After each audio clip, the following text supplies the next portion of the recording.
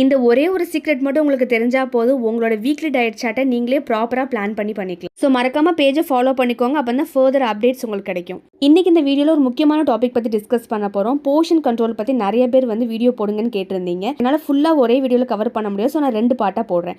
Maintenance calories பற்றி, deficit பற்றி நம்ம போதுமான அளவு டீட்டெயிலாகவே டிஸ்கஸ் பண்ணிட்டோம். ஸோ நியூவாக இந்த வீடியோ பார்க்குறவங்களுக்காக நான் ஸ்க்ரீன்ஷாட் அட்டாச் பண்ணியிருக்கேன். ப்ரீவியஸ் எபிசோட போய் செக் பண்ணி பாருங்கள். ஒரு ப்ராப்பரான வெயிட் லாஸ்க்கு நீங்கள் பேலன்ஸ்டு மீலை பேலன்ஸ் டைம் இன்டர்வலில் சாப்பிடணும்.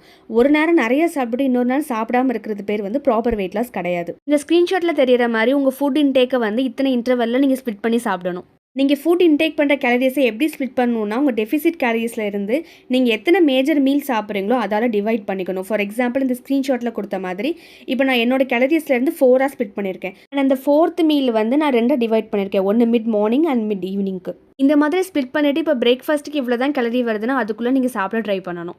ஸோ டோட்டல் கேலரிஸை எப்படி ஸ்பிட் பண்ணலாங்கிறதுக்கான அவுட்லைன் தான் இது. நெக்ஸ்ட் வீடியோவில் மேக்ரோ நியூட்ரியன்ஸை எப்படி ஸ்பிட் பண்ணலான்னு டீட்டெயிலாக பார்க்கலாம்.